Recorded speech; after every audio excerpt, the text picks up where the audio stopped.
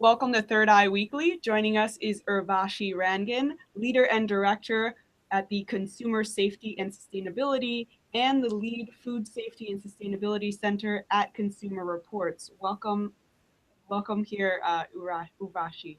Thank you. I appreciate it. Okay, so we were looking into the beginning of your works, and I know you were evaluating food labels for Consumer Reports. So I was wondering, what are some of the greatest importance for credible labels in food distribution?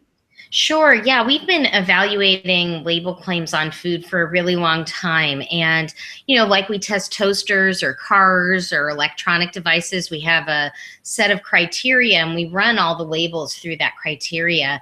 When it comes to food labels, there's so many on the market. There's ones that mean things. There's ones that don't. It's really hard for people to be able to tell when you just look at a seal or a stamp what it means. And so we've been reading all of them and kind of providing all that information for free. Actually, we think it's a public service and something everybody needs to know about.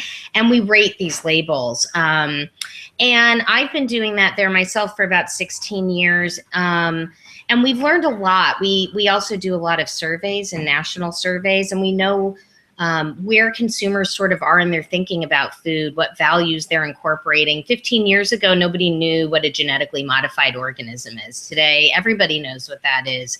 So those kind of shifts make differences in the value that labels bring to people. And I think it's also helped lead with the progress of those labels over time. And I would just say over the last 20 years, organic's been one of those labels that is got a lot of standards behind it, and it's got a lot of bureaucracy behind it. And so some things don't move as quickly as you might like them to move in that program. And then there are other labels that sort of come in and fill those spaces in between.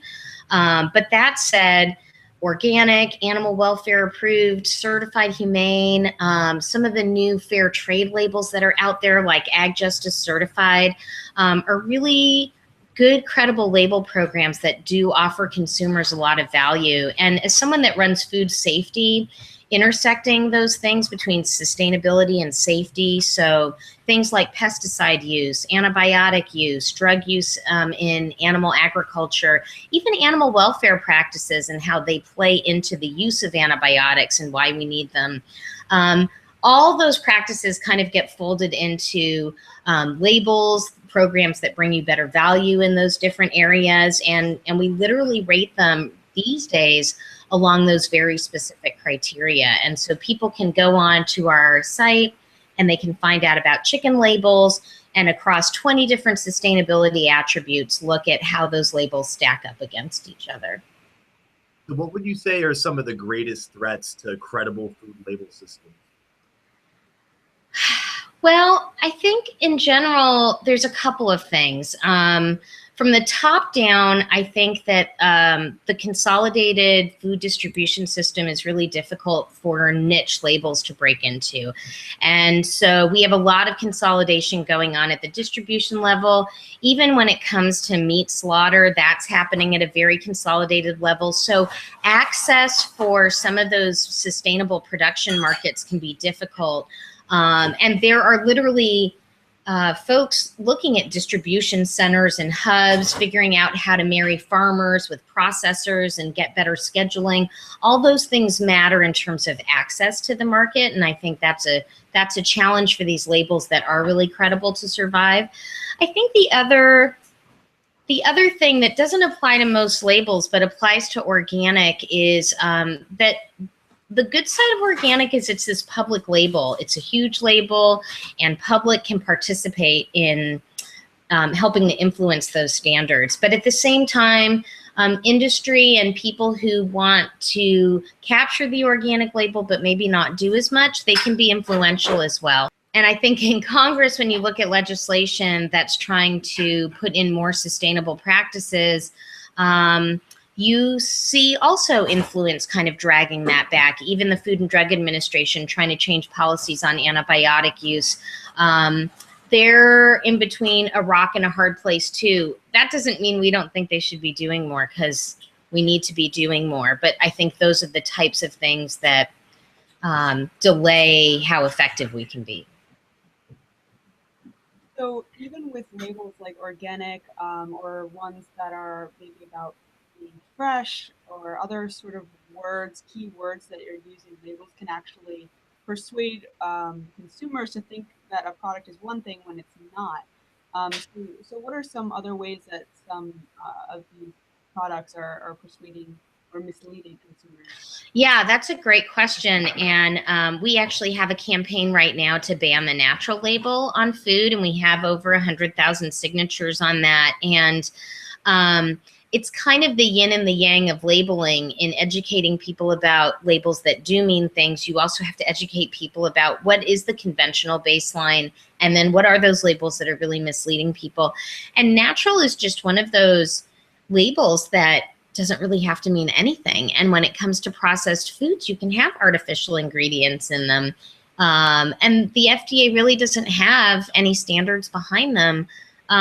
When we take surveys of consumers, we find that 60% of consumers think there's no artificial ingredients. 2/3 of them think there's no antibiotics. 2/3 of them, or at least more than half of them, think animals went outdoors when they see a natural label. None of those things are true. Animals could live very confined lives, being physically altered and being inside all the time. That's not what people think of as natural. And so we've been able to kind of quantify that misleadingness in the population, which has been, we hope, somewhat effective. And we're going to Congress and we're trying to get a bill in place that's actually going to address this issue, because what we call sort of the green noise in the landscape, if you have this much green noise and this many labels like natural or free range or fresh to some degree, no nitrates doesn't mean no nitrates, that those things cloud the market and they make it harder for the credible labels to survive. So we'd like a level playing field,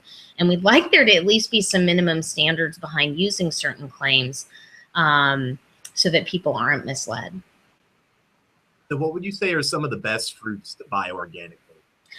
You know, when it comes to organic, and we took a look at the USDA pesticide residue data, and no matter what we looked at, and they don't have organic data for everything, but no matter what we did look at and that was there, it was always incredibly low, by 10, 100, 1,000-fold of what their conventional counterpart was.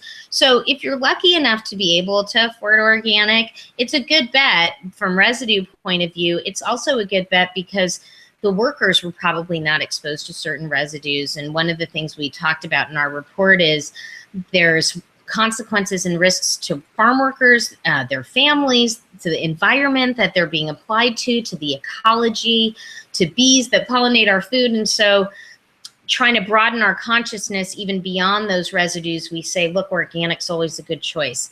If you're trying to prioritize your dollars and you are really concerned about those residues on the produce, strawberries, cranberries, nectarines, tangerines, those are all really good to buy organically. We find that when we look at the residues, they tend to be on the higher end for those. When it comes to vegetables, green beans, sweet peppers, hot peppers, sweet potatoes, they're also on the always buy organic. And people who are interested in that information may also be interested in how we broke that out by country.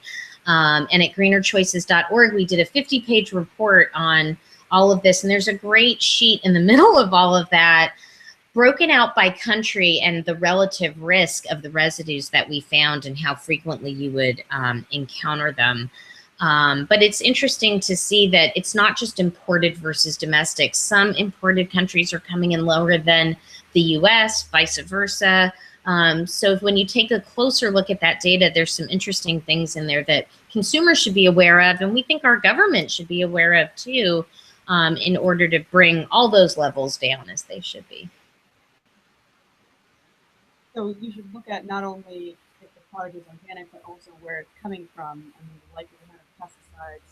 When it comes to organic, at least you have this deck of standards, and you can't really use a lot of things, and you can't use pretty much most industrial pesticides. So you can almost not worry if you're going to go organic and checking the chart and what country.